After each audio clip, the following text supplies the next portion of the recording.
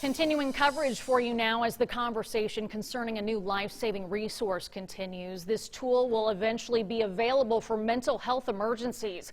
News 10's Sarah Lehman sat down with one local mom who lost her daughter to suicide. She joins us now to explain just how she feels about this new service.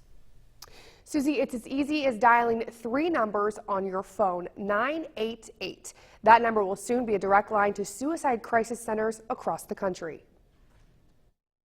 Just a few years ago, Christina Christ lost her 15-year-old daughter to suicide. She says with her death, they have found no clear-cut evidence that this was something she was thinking about. Christ says she believes if there wasn't such a stigma on mental health and suicide prevention back then, her daughter may still be alive. Suicide is the most preventable death there is. The Federal Communications Commission, or FCC, has approved a proposal for the number 988 to be an emergency line for help with a mental health emergency. They say the 3-digit number, like 911, could help break the stigma and save lives. Those individuals that are holding a gun and saying, "I'm done," and they might have a moment of clarity. They just might.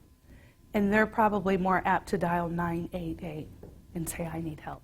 Officials at the Hamilton Center in Terre Haute say this is going to change the way people ask for help. At this point, we don't have to stop and look up the local phone number for an ambulance or for our police or our sheriff. We just simply call 911. And so when we're in a mental health emergency, having to stop and look up a number could make the difference between someone's life being saved or not.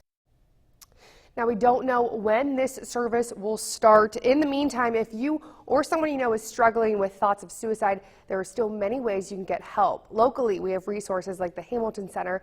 Their emergency 24-hour phone line is 800-742-0787, or you can call the National Suicide Prevention Lifeline. That's 1-800-273-TALK.